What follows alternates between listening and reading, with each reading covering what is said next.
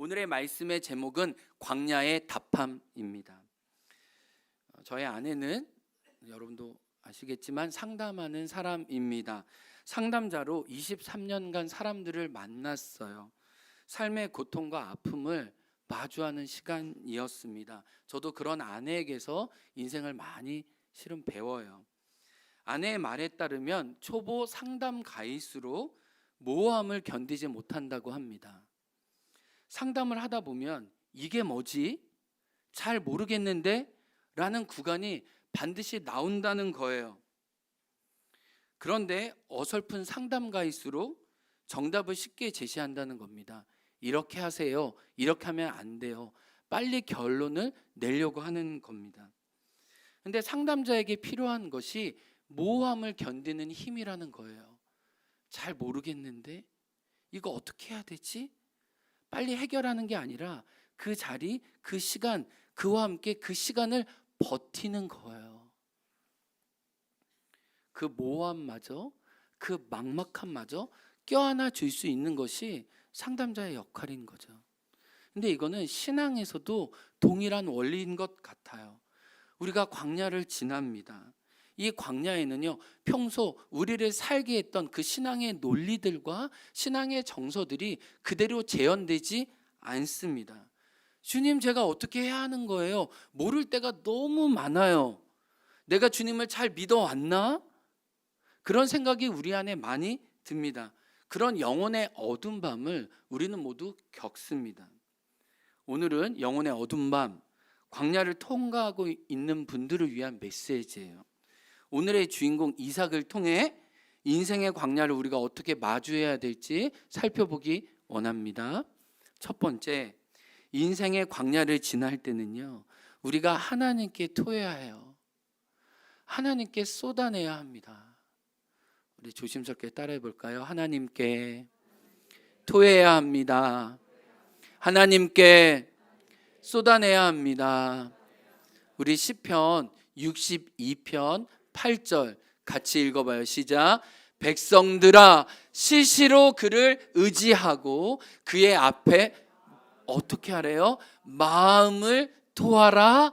하나님은 우리의 피난처시로다. 하나님 앞에 깊은 내 사정을 토하여 아뢰라는 거예요. 여러분, 이 한마디가요, 단순한 것 같지만 실은 어려워요. 우리는 하나님 앞에서도 쿨한 척합니다. 괜찮은 척해요. 체하면 우리가 토해야 됩니다. 그래야 속이 풀리고 나아지는 것처럼 우리 마음도 털어야 해요. 날 것이 나와야 합니다. 소화되지 않은 것들이 이렇게 하나님께 드려져야 돼요. 우리가 밑바닥을 제대로 쳐야 거기로부터 올라올 수가 있습니다. 이삭의 삶을 보세요. 이삭은 지금 죽을 지경입니다. 그는 맨 정신으로 살아가기가 힘들어요. 왜요? 하나님이 없는 것 같아요. 오늘 본문 전에 말씀해 보면 창세기 22장에서 이미 이삭은 하나님의 놀라운 맹세를 받았어요. 이건 약속도 아니에요. 22장에 뭐냐면 내가 맹세하겠다. 그 맹세의 자리에 이삭이 함께 있었어요. 우리 말씀 읽어볼까요? 22장 17절과 18절입니다. 시작. 내가 내게 금복을 주고 내 씨가 크게 번성하여 하늘의 별과 같고 바닷가의 모래와 같게 하리니 내 씨가 그 대적의 성문을 차지하리라. 또 내 씨로 말미암아 천하 만민이 뭐를 얻겠다요? 복을 받으리니 이는 내가 나의 말을 준행하였음이라 하셨다 하니라. 이 약속을 지금 아브라함과 이삭이 같이 듣고 있고 그 주인공의 실제가 누구예요? 이삭입니다. 바닷가의 모래와 같이 하늘의 별과 같이 복이 된대요.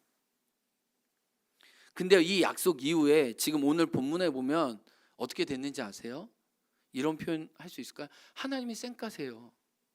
하나님이 정말 모른 척 하세요. 하나님이 이 맹세를 했는지 잊고 계신 건 아닌가 의문이 듭니다. 19절 20절을 보면 이삭이 40세 리브가를 맞이해요. 40세에 결혼했다고요. 이삭이 모리아산에서 하나님의 약속을 받을 때가 한 16살, 17살 때였어요. 그러면 40세에 결혼했으니까 16살 때 장작을 메고 모리아산에 올라갔다면 결혼하기까지 몇 년을 기다린 거예요? 24년을 기다린 거예요. 그냥 40세에 결혼했구나, 우리 이렇게 생각하면 안 돼. 고대 근동 그 당시의 관점으로 사람들이 평소 몇 살에 결혼했냐? 18살에 결혼했습니다. 그리고 20살에 결혼하면 그것도 늦은 거예요. 그래서 20살 이후에 결혼하면 미시나 이 유대인의 랍비에 보면 그는 저주받은 사람이라고 여겨져요. 그러니까 18 되면 결혼해야 되고요. 20을 넘지 않게 결혼했어요. 옛날에 저희 어르신들도 그렇게 했지. 저희 아버님을 낳아주신 우리 할머니들 다 징조 할머니 보면은 18, 20살 그렇게 다 결혼하셨잖아요. 성경의 나이는 더 일찍이라는 거예요. 그러면 40세에 리브가를 만났다는 것은 이 약속을 듣고 20년이 훨씬 더 지난 시간, 하나님, 내가 나의 가정과 후손으로 말미암아 천하에게 복을 주겠다고 했는데 하나님, 저는 뭐예요?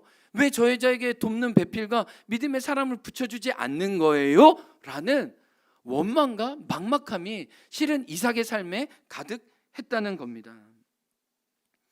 또 한 가지 생각해 볼 것은, 여러분 혹시 성경이 있으신 분들은 딱 대조가 되는데요, 25장 오늘 본문 바로 앞절을 보면 오늘 본문의 시작은 이거예요. 이삭의 족보는 이러하니라. 근데 족보가 너무 부실해요. 족보는 후손이 막 누구는 누구 낳고 누구는 누구 낳고 이래야 되는데 오늘 본문에는 누구는 누구를 낳았고 에서와 야곱밖에 없어요. 족보가 너무 초라합니다. 하나님의 원대한 약속에 비해서는 족보가 너무 볼품없어요. 에게 두 사람이야. 근데 그 앞을 보면 이스마엘의 족보는 이러하니라. 이스마엘이 아들만 몇 명 난지 아세요? 12명 나요. 그리고 오늘 본문에 보면 뭐라고 그러냐면 아스루와 이집트 근경까지 그 자손이 퍼져서 강대한 민족이 되었대요. 근데 계산해 보면요, 이삭이 리브가를 만나기도 전에 이미 형 이스마엘은 손주를 봤어요.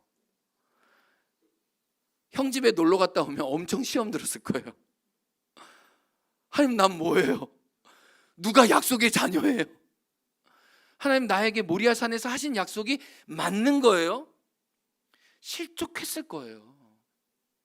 하나님 보기도 싫었을 거예요. 약속만 하고 이행하지 않는 그 하나님. 성도님, 이런 마음이 우리도 솔직히 있지 않으세요? 비교 때문에 형은 잘 되고 누구는 잘 됐는데 나는 왜 이 모양인가? 누구는 자녀도, 누구는 사업도, 누구는 경제적으로 낮고 행복하게 잘 지내는 것 같은데 왜 나만 이렇지? 왜 나는 이 바닥을 쳐야 하지?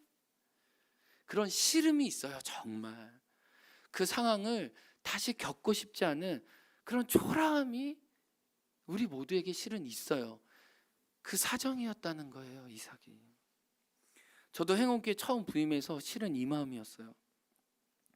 제가 처음 부임해서 뭐 아무것도 모를 때 제주 큰 한 교회에서 연락이 왔어요. 어디로 와라. 그냥 갔어요. 이유도 모르고. 그때는 다 가야 되는 줄 알았어요. 지금 골라서 갑니다. 갔는데 미자립교회 목사님들만 모아놓은 거예요. 그 연동에 좋은 호텔에 자리를 잡아서 따로 식사하게 해주셨는데 그 사실에 제가 엄청 섭섭하고 화가 났어요. 하나님, 미자립교회 목회자들이 따로 모인 곳에 제가 온 곳이, 그분들은 그 목사님들을 위로하려고 하는 의도는 알겠지만 내가 너무 싫더라고요. 왜냐하면 저는 아버님이 개척교회 목사였잖아요. 그리고 제가 제 손으로 아버님 교회의 문을 닫았잖아요. 교회가 어렵고 찌질하게 가난하는 것이 무엇인지 저는 너무 잘 알아요. 저는 한 번도 등록금을 제대로 내본 적이 없어요. 교회 물이 이렇게 철철철 셀 때 한 번도 수리해 본 적이 없어요. 교회 창문이 깨질 때 그걸 막 문을 잡고 있어야 됐던 그 심정이었어요. 그런데 제주도에 왔는데 미자립교회 목사님들 모임에 있는 게 저는 그 자리에 있는 것만으로도 싫었어요. 하나님이 이곳에 보내실 때 아브라함 말씀 창세기 12장 1절부터 3절 내가 복이 되라, 이 말씀을 주셨는데 제가 그냥 식사 그냥 대충 하고 인사하고 나왔어요. 제가 차 안에서 주님, 뭐예요 이게? 복이래매요. 형통을 주신다며요. 하나님, 저 이런 거 실은 싫어요. 제가 많이 원망하고 깊게 불평했어요. 근데 그거 한 번만 그런 거 아니에요. 실은 6개월 내내 계속 불평했어요. 여러분에게만 티 안 낸 거 아니, 그때 여러분이 없었어요. 여러분이 없었어요. 뭐 제가 뭐 기도 많이 한 거 아니에요. 그냥 불평이 반, 불만이 반, 돌아가지는 못하겠고 앞은 안 보이고 그냥 그런 마음이었어요. 근데 제가 보니까 주님은 제가 바닥 칠 때까지 기다리셨더라고요. 우리가 진짜 하나님 앞에서 바닥을 제대로 안 쳐서, 그러니까 우리의 속마음을 진정으로 토해내지 않아서 하나님도 우리에게 만나주지를 못하는 거예요. 우리가 진짜 쌩얼, 내 속사람 안에 얼마나 부글부글하고 내가 얼마나 복잡한 감정으로 막막한지를 하나님께 드러내야 하나님의 참 말씀이 들리고 하나님이 나를 치유하실 수 있는데, 괜찮은 척 포장하고 덮어두니까 하나님도 우리 영혼의 수술을 못 하시는 거예요. 제가 말씀드렸죠. 하나님 너무 이 상황이 싫다고, 너무 빈궁하고 너무 초라한 것 같다고 말씀드렸죠. 그랬더니 주님 뭐라고 하셨어요? 저에게, 요한아, 너가 생각하는 다 있는 교회, 그 교회도 나 없으면 없는 거고, 다 없어 보여도 나 예수가 있으면 있는 교회잖아. 너 어떤 교회 하고 싶니? 너 어떤 교회 누리고 싶니? 라고 주님이 저에게 말씀하셨던 게, 제가 깊게 짜증을 냈을 때요, 깊게 하나님께 불만을 걸고 하나님 왜 그러시는 거예요? 라고 할 때 그 광야에서 하나님의 말씀이 들리더라고요. 제가 말씀드렸죠. 광야는 미드바르인데 그 어원이 뭐라고요? 하나님이 말하다 다발에서 왔다고요. 광야에서는요, 우리가 괜찮은 척하면 안 돼요. 진짜 바닥을 치는 거예요. 하나님 나 죽을 것 같아요. 소리를 지르면서 하나님과 씨름하는 거예요. 그때서야 그 바닥에서 하나님의 말씀이 들리고 내가 보여요. 내가. 그래서 우리는 우리 마음을 하나님께 토해야 해요. 감히 주님 안에 권면드립니다. 시편 62편 8절, 너의 마음을 하나님께 토하라. 하나님께 토함으로 하나님의 위로를 받으시는 여러분 되시길 주님의 이름으로 축복해요. 토하는 게 어렵습니다. 그러나 토해야 그 다음 단계가 돼요.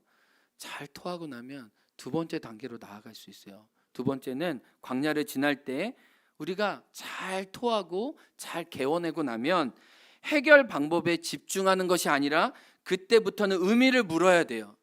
내 사정과 속마음을 다 털어나고 나면 이걸 어떻게 해결하지에 집중하지 말고, 하나님 나는 여기에 어떻게 서 있어야 돼요? 하나님 이것이 어떤 의미예요? 를 물어야 합니다.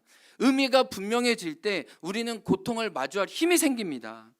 의미가 발견되면요, 동굴이 아니라 터널로 바뀌어요.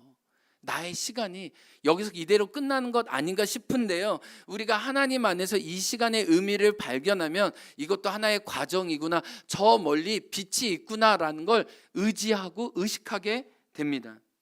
인생에는 두 가지 코드가 있어요. 첫 번째는 Y 코드예요. 그다음에 두 번째는 하우 코드예요. 다른 말로 하면 의미를 묻는 사람이 있고 해결책에만 신경 쓰는 사람이 있습니다. 삶의 모함과 답답함 속에 제가 많이 빠졌던 실수는, 저는 너무 이런 사람이에요. 하우, 어떻게 해결만 할까? 여기에 너무 몰두해 있어요. 이게 제 자신이에요. 쉽게 풀려고 해요. 그러다 실은 더 꼬여요. 지난주 우리 하갈 생각했죠. 하갈은 주인의 학대를 피하는 것만 생각했어요. 그래서 도망쳐 나와야지 하고 열심히 자기 뜻대로 문제를 풀려고 했어요. 그런데 뱃속에 아기를 안고 어디로 가게 됐어요? 광야에 도착했잖아요. 죽음의 장소에 도착한 거예요. 스스로 자기 발등을 찍은 거예요. 왜요? 하나님 앞에 의미를 묻지 않고 해결만 하려다 보니까 결국 자기 자충수를 두게 된 거예요. 그러나 우리가 의미를 발견하게 되면 다르게 보고 다르게 해석할 수 있습니다. 근데 성경은 그 의미를 묻는 방식이 기도라는 거예요. 기도 가운데 하나님과 이 상황을 마주하면서 씨름하는 거예요. 이해 안 되는 걸 이해하게 해달라고 하나님과 그 상황을 부둥켜 안고 버티는 겁니다. 기도가. 성경에 보면 이삭에 대한 구절은 너무 짧아요. 실은 몇 장 안 나와요. 그리고 바로 그 아들 야곱으로 넘어가요. 그런데 리브가와 이제 그 40세에 결혼해서 60세에 자녀를 낳았거든요. 그런데 20년간의 결혼 생활을 21절 단 한 절로 요약해요. 너무 성경은 심플해요. 근데 이게 위대한 20년의 압축이에요. 한번 읽어볼까요? 시작. 이삭이 그의 아내가 임신하지 못함으로 그를 위하여 여호와께 간구하매 여호와께서 그의 간구를 들으셨으므로 그의 아내가 임신하였더니 라고 이야기합니다. 여러분, 여호와께 간구했다는 말이 뭘까요? 하나님 앞에서 문제를 두고 의미를 발견하려고 애썼다는 거예요. 만약에 이삭이 방법만을 쫓았다면은 그 아버지가 했던, 아브라함이 했던 방법처럼 둘째 여인을 맞아 하면 됐어요. 그렇잖아요. 그 당시 모든 해결 방법이 그거였잖아요. 아내가 불임으로 임신을 못한다? 그러면 두 번째, 세 번째 부인을 들이면 돼요. 그런데요, 이삭은 그렇게 하지 않았다는 거예요. 기도하면서 20년의 시간을 보내고 있습니다. 그리고 21절 중간에 보면 리브가를 위해서 여호와께 간구했대요. 리브가를 위해서. 이 위하다라는 말이 리브가 앞에서 또 리브가를 대신해서 중보자의 마음으로 그 고통을 끌어안고 나아갔다는 말이에요. 이렇게 그 대제사장이 하나님 앞에 대신해서 그 무거움과 짐을 짊어지고 하나님께 나아가는 그 무게감을 그대로 담은 단어예요. 그리고 여호와께 간구했다는 단어도요, 굉장히 두 가지 의미가 있는데 와우 계속용법이에요. 한 번만 기도했다는 게 아니에요. 계속적인 그 기도의 상태를 유지했다는 거예요. 그게 몇 년이요? 20년이요. 놀랍죠. 그리고요, 이 성경에서 여호와께 간구했다는 단어가 아타르인데요, 이거는 성경에서 정말 드물게 쓰이는 단어인데 이 단어의 의미가 뭐냐면 희생 제물이라는 뜻이에요. 아내를 위해 자기를 번제물로 바쳐서, 마치 아버지가 자기를 번제물로 바쳐서 하나님께 드리려고 했던 것처럼 이 아내를 위해, 아내를 살리려고 자기를 번제물로 바쳐서 그 아내에게 생명을 주시도록 하나님께 기도했다는 거예요. 그래서 한 구역학자는 어떤 얘기하냐면, 예수님이 이 겟세마네 언덕에서 기도하실 때 땀방울이 핏방울이 되었던 그 간절한 기도를 이삭은 20년간 하나님 앞에 고정적으로 드렸다는 거예요. 기도 가운데 의미를 묻고 있어요. 빠른 해결은 안 하지만 그냥 그 모험과 막막함을 견디고 있는 거예요. 근데 참 성경이 재밌는 게요, 간구했다라는 말과 그래서 하나님이 들으셨다는 말이 거의 비슷한 말이에요. 그를 위하여 여호와께 바야 에타르 했더니 하나님이 그의 간구에 바야 아테르 하셨다라고 우리에게 히브리어는 새로운 뉘앙스를 주는 거예요. 이게 무슨 말이에요? 기도하는 남편이 되었을 때, 기도하는 존재로 빚어졌을 때 하나님이 마침내 기도에 응답하셨다는 거예요. 근데요, 이삭만 변한 게 아니에요. 리브가도 변했어요. 22절에 보면 이제 하나님의 응답을 받는데 뱃속에 두 명의 아이가 서로 싸우고 있다는 걸 리브가가 느껴요. 근데 그때 리브가가 어떻게 하는지 알아요? 여호와께 가서 물어요. 뭐예요? 남편은 기도하는 사람이 됐고요, 리브가는 묻는 사람이 됐어요.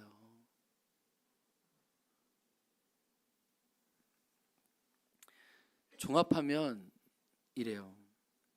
하나님은 온유와 인내로 이삭과 리브가를 빚으셨어요. 20년간. 약속의 자녀를 낳기 전에 약속에 맞는 사람으로 준비시키셨어요. 그게 하나님의 의미였어요. 만민의 복이 되기 위해서는 그들이 하나님의 사람이 되어야 했어요. 그래서 필요한 것이 기다림이었어요. 성숙이었어요. 놀랍게도 그들은 기도하는 사람이 아니라, 때때로 기도하는 사람이 아니라 무시로 기도하는 사람이 됐어요. 자기 모든 환경과 어려움에 대해 하나님께 묻는 사람이 되었어요. 리브가는 완전히 변했어요. 리브가는 활동적이고 왕성하고 용사 같은 여인이었거든요. 근데 오늘 25장에는 묻는 사람으로 바뀌어요. 놀라운 영적 변환이 일어났다는 거예요. 성도님도 우리에게 주는 메시지가 있습니다. 우리의 광야를 낭비하면 안 돼요. 광야의 고통을 허투루 보내면 안 돼요. 고통의 의미를 물으시기 바랍니다. 하나님은 성공이 아니라 성품을 갖추게 하실 거예요. 따라해 볼까요? 성공이 아니라 성품입니다. 문제를 빨리 해결해 주시지 않으시는 방법으로 하나님은 문제를 다루시고 그들을 새롭게 하셨어요. 그래서 저도요, 제 그 목양실 냉장고 앞에 이렇게 붙여놨어요. 성공이 아니라 성품입니다. 하나님이 세상적인 성공의 방식으로 그들에게 자녀를 주셨으면 이스마엘처럼 12자녀를 단숨에 주셨겠죠. 그러나 하나님은 저와 여러분에게 성품을 원하십니다. 그래서 그 성품이 나올 때까지 그 의미의 시간을 함께 보내고 계시는 거예요. 이렇게 우리는 의미를 묻고 하나님 앞에 그 시간을 마주하는 거예요. 첫 번째는 어떻게 해요? 정말 마음을 토하는 거예요. 내 밑바닥을. 그러면 힘이 생겨서 하나님 저 이거 어떻게 견뎌야 돼요? 하나님 저에게 소망을 주세요. 의미를 묻게 돼요.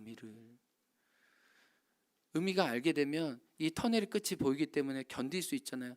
견디면서 하나님의 성품으로 빚어져 가요. 그러면 세 번째 어떻게 될까요? 광야를 지나면서 상처 입은 치유자로 하나님이 나를 새롭게 세우신 걸 알게 돼요. 따라해 보겠습니다. 상처 입은 치유자로 세우십니다. 여러분, 깨어짐을 겪는 이가 줄 수 있는 위로가 있어요. 바닥을 쳐본 사람만이 줄 수 있는 소망이 있다는 거예요. 여러분, 리브가는 두 가지 이름 뜻이 있습니다. 히브리어로는 우리는 리브가라고 하지만 히브리어는 리브카예요. 리브카. 근데 리브카는 이 축복이라는 바라크의 단어가 숨겨져 있어요. 그래서 리브카는 바라크, 축복의 사람이에요. 하나님이 그렇게 리브가를 축복해 주시거든요. 창세기 24장에 너는 천만인의 어미가 될지어다. 너는 원수의 성문을 얻을지어다. 리브카, 너는 바라크, 축복이야. 그리고 리브가의 의미가 뭐냐면 묶다, 연결하다, 하나가 되게 하다 라는 원래 뜻이 있어요. 이건 뭘까요? 사람들과 연대해서 사람들과 하나 되어서 그들을 치유하는 사람이라는 거예요. 여러분, 다른 사람과 연결되기 위해, 천하 만민의 복이 되기 위해 리브가가 먼저 깨어짐을 겪어야 했습니다. 그 아픔 때문에, 자기가 받은 멸시 때문에 사람들을 위로하고 정말 하나님의 약속에 걸맞는 사람이 되었어요. 이게 참 역설인데요.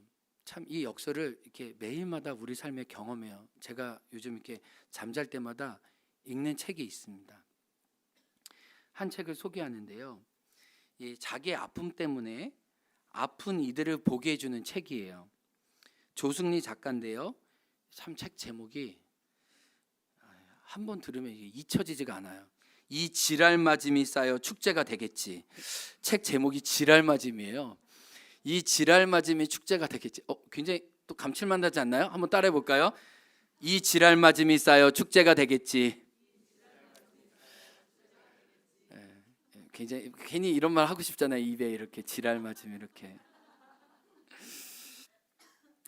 이 86년 아시안 게임 때 태어난 이 조승리 작가는 엄마가 아시안 게임을 보면서 딸에게 승리라는 이름을 붙여줬어요. 너 이겨라. 승리하는 삶을 살아. 그래서 이름이 조승리예요.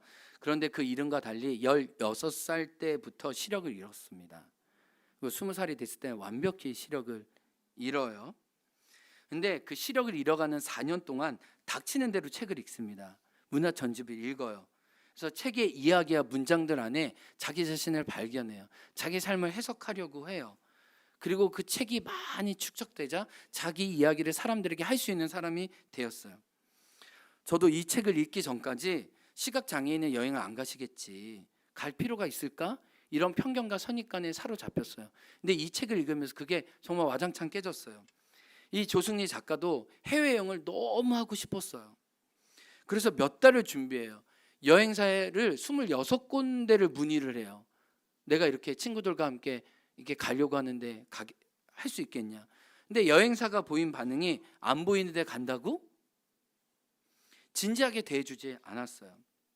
드디어 좋은 여행사를 만나 시각장애인 친구 3명과 함께 해외여행을 갔습니다. 근데 출발부터 비행기를 놓칠 뻔해요. 네, 아슬아슬하게 비행기를 타요. 근데 조승리 작가는 이렇게 얘기해요.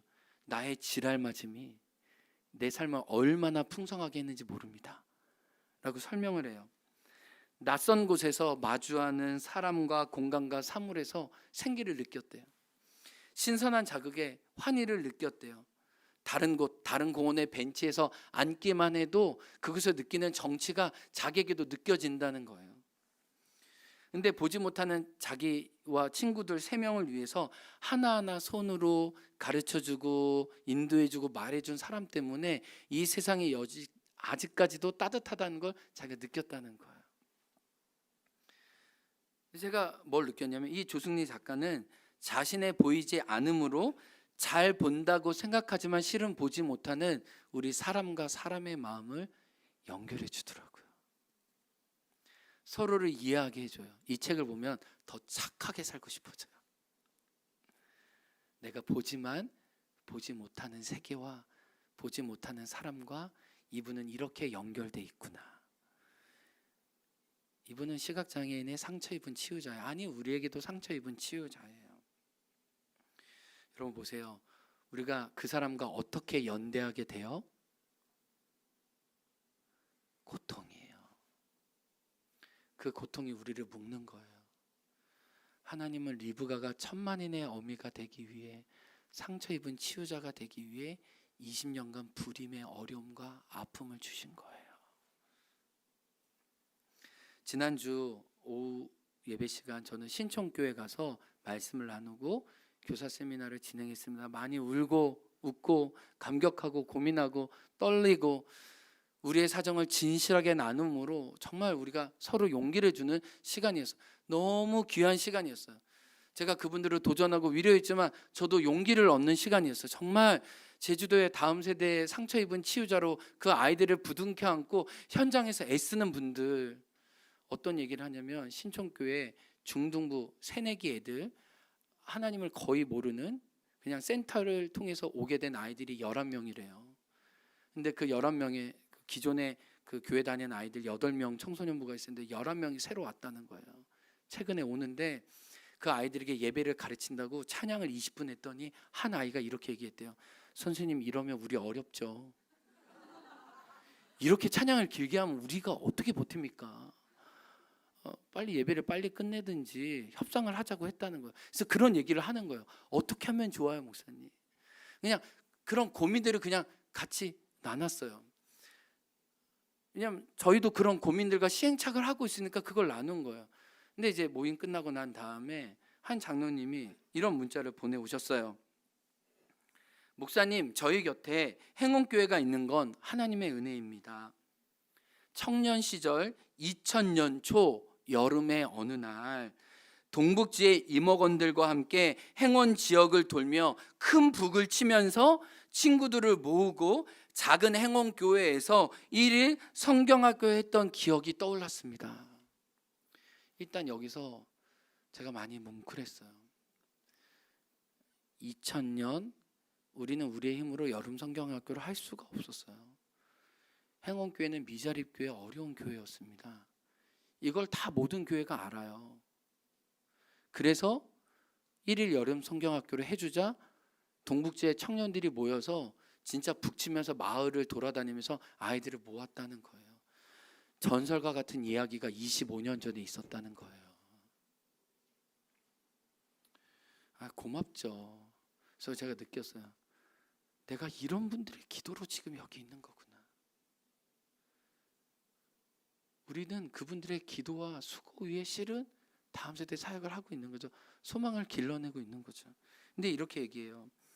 행원의 아이들과 교회를 위해서 기도했던 그 점들이, 그 작은 점들이 그 시절이 있었습니다. 이제는 행원교회가 또 김요한 목사님께서 제주 동부편의 교회에 속한 성도들에게 그 점을 찍어주고 계십니다. 목사님 감사합니다. 근데요, 제가 그 현장에서 깨닫는 게 있어요. 다음 주도 제가 강정교회 가거든요. 근데요, 이분들이 우리 행원교회를 보면은 위로를 받으세요. 왜 위로를 받으신지 아세요? 그들보다 더 어려웠어서 더 바닥을 쳐서 위로를 받으시는 거예요. 제가 무슨 생각하는지 알아요? 하나님, 우리의 고통이 소망의 약자가 되네요. 하나님은 아픔과 쓰라림을 낭비하지 않으시네요. 여러분, 큰 교회가 와서 다음 세대 사역 이야기하고 부흥을 얘기하면요, 사람들이 어떤 마음인지 아세요? 당신네들 교회니까 되지, 큰 교회니까 되지, 이렇게 저렇게 사람도 많으니까 되지. 근데 우리는 7년 전 8년 전 궤도 넘겼고요. 우리는 연 결산이 아동부 10만 원이었어요. 그 추운 마룻바닥에서 아이들과 예배했던 교회였어요. 저희보다 형편이 더 나쁜 교회는 실은 거의 없었어요. 근데 거기서부터 우리는 작은 점을 하나님과 함께 찍어갔잖아요. 거기서 사람들이 위로를 받고 고통 가운데 연대하는 거예요. 제가 무슨 말씀 드리고 싶어요? 우리 교회도요, 우리 가정도, 우리 개인도 고통을 나누면서 상처 입은 치유자가 되는 거예요. 여러분, 우리가 왜 교회로 모였어요? 내가 겪고 있는 광야를 겪고 있는 분들에게 나의 곁을 나누기 위해 우리는 주님의 교회로 있는 거예요. 서로 더불어 함께 있는 거예요. 우리는 사력 있게 조심스럽게 그를 헤아리는 마음으로 나의 광야를 그에게 나누는 것만으로도 그가 살아갈 힘을 얻는 거예요.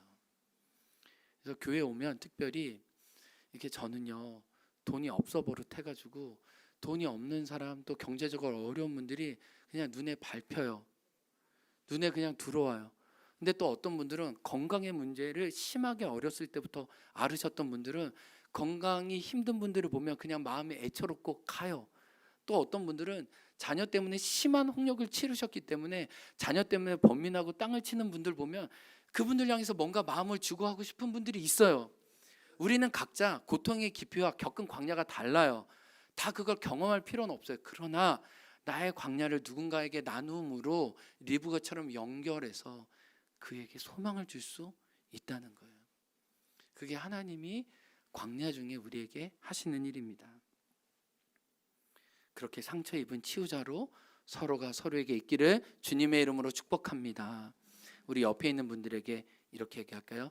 당신은 나의 상처 입은 치유자이십니다. 말씀의 결론이에요. 기다림이 기도가 되었어요. 그리고 그는 중보자가 되었어요. 자기를 희생제물로 깨뜨렸어요. 그 시간이 지나자 하나님의 때에 하나님의 방법으로 자녀를 주시는데 이삭이 60세에 쌍둥이를 주심으로 하나님이 이제 하나님의 일들을 시작하십니다. 우리 말씀 읽어보겠습니다. 24절, 25절, 26절 이 말씀 전에 말씀이 24절인데 제가 읽어볼게요. 그 해산 기한이 찬즉 태에 쌍둥이가 있었는데, 쌍둥이가 시작된 거예요. 하나님 응답하신 거죠. 소망을 이루어주신 하나님을 로마서 5장 2절과 4절은 이렇게 이야기합니다. 같이 읽어요. 로마서 5장 2절에서 4절 시작. 하나님의 영광을 바라고 즐거워하느니라. 다만 이뿐 아니라 우리가 환난 중에도 즐거워하나니 이는 환난은 인내를, 인내는 연단을, 연단은 소망을 이루는 줄 알미라. 아멘. 성도님들, 아직 좋은 건 여러분 삶에 오지 않았어요. 인내하시기 바랍니다. 기다리시기 바랍니다. 하나님은 신실하셔서 하나님의 방법으로 하나님의 때에 여러분에게 응답하실 줄 믿습니다. 오늘 말씀 결국 하나님의 영광을 바라고 즐거워하게 하실 것입니다. 광야의 여정에서 예수님의 성품으로 빚어져가는 한 분 한 분 되시길 주님의 이름으로 축복합니다. 우리 주신 말씀 가지고 함께 찬양하겠습니다. 아바 아버지, 나를 안으시고 바라보십니다.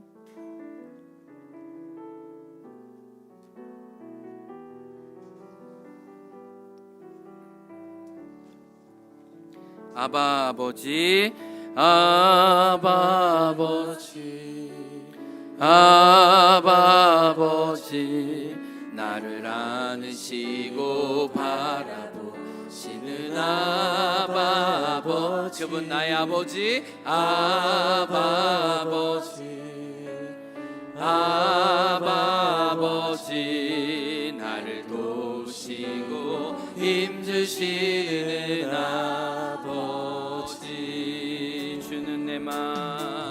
주는 내 맘을 고치시고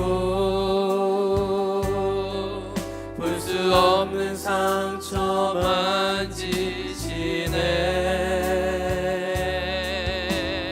나를 아시고 나를 이해하시네. 내 영혼 새롭게 세우시네. 아바 아버지, 아바 아버지, 아바 아버지, 나를 안으시고 바라보시는 아바 아버지, 아바 아버지, 아바 아버지, 나를 도우시고 힘주시는 아버지, 주는 내 맘을 고치시고 볼 수 없는 상처 만지시네. 오늘도 나를 아시고 나를 이해하십니다. 나를 이해하십니다. 내 영혼 새롭게 주는 내 맘 고치시고, 주는 내 맘을 고치시고 볼 수 없는 상처 만지시네. 나를 아시고 예, 그렇습니다. 나를 이해하시네. 그렇습니다. 내 영혼 새롭게 주님만 내 도움 되시고, 주님만 내 도움이 되시고, 주님만 내 빛이 되시는, 주님만 내 친구 되시는 광야. 주님 손 놓고는 단 하루도 살 수 없는 곳 광야.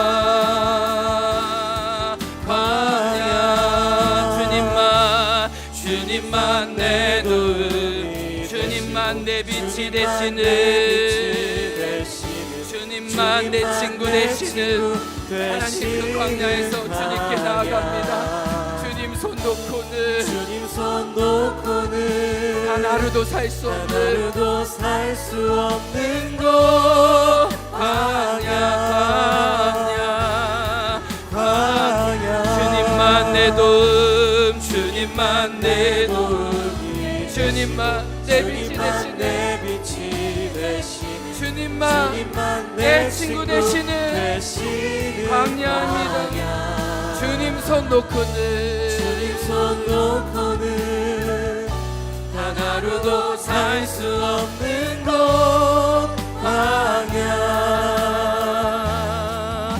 광야에 서 있네. 주는 내 맘을 고치시고 볼 수 없는 상처 만지시네.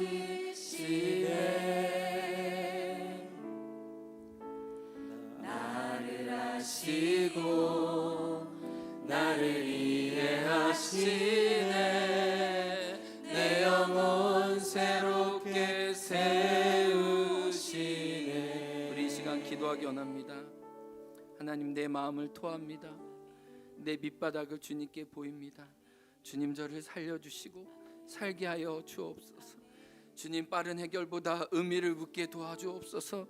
무엇보다 이 시간 잘 기다림으로 예수의 사람으로 빚어지게 도와주옵소서. 그리고 하나님, 제가 고통받는 자와 연대하여 상처 입은 치유자로 세워 주옵소서. 나의 삶의 문제들과 고통들을 주님께 올려드리면서 우리 주여 한창하고 통성으로 기도하며 나아갑니다. 주여 하나님, 주님 우리를 하시고 봐주시는 하나님, 하나님 이삭의 인생에서 하나님 마음을 토합니다. 하나님, 우리의 큰거 어려움을 주님께 올려드립니다. 하나님 아버지, 주여 당신의 얼굴을 이 시간 당신의 자녀에게 비춰 주옵소서. 하나님, 이 광야를 통과할 수 있는 힘을 허락하여 주옵소서. 하나님, 의미를 발견케 하여 주옵소서. 하나님, 정직하게 머물게 도와주옵소서. 하나님, 기다림을 하는 사람으로 빚어지게 도와주옵소서. 아버지, 당신의 얼굴을 구합니다. 하나님, 당신의 소망을 구합니다. 하나님, 우리를 이렇게 세워주옵소서. 하나님, 오늘도 장래 문제와 아픔으로 하나님 이렇게 씨름하는 자가 있습니다. 주님, 달리다금 일어나 걷게 하여 주옵소서. 하나님, 주님 일어나 달리다금 걷게 하여 주옵소서. 주님, 우리를 살려주옵소서. 하나님, 하나님 일어나 걷게 하옵소서. 하나님, 주님 앞에 나아갑니다. 주님, 우리를 세워주시고 하나님, 오늘 온전케 하여 주옵소서. 이렇게 세워주옵소서. 하나님, 우리 삶이 하나님께 있습니다. 하나님, 이삭의 열부터 있었던 그 하나님, 나의 하나님을 찬양합니다. 하나님, 우리를 새롭게 하여 주옵소서. 하나님, 우리를 고쳐주옵소서. 하나님, 기도의 사람 되게 도와주어 믿게 도와주옵소서. 하나님께 그 자리에 나가게 도와주옵소서. 하나님, 우리 삶의 고통과 안고 하나님께 나아가오니 주여 아버지,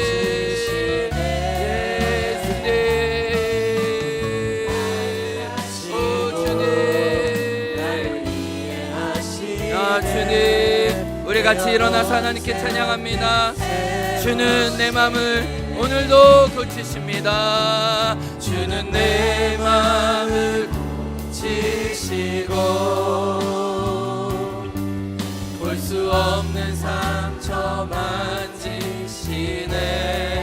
나를 아시며 나를 이해하시네. 내 영혼 새롭게 세우시네. 하나님, 오늘 우리의 광야에 찾아오셔서 우리 영혼을 새롭게 빚으시는 하나님의 손길을 찬양합니다. 하나님, 이삭이 20년 동안 얼마나 긴 시간을 보냈을까요? 그는 총 40년의 광야를 통과했습니다.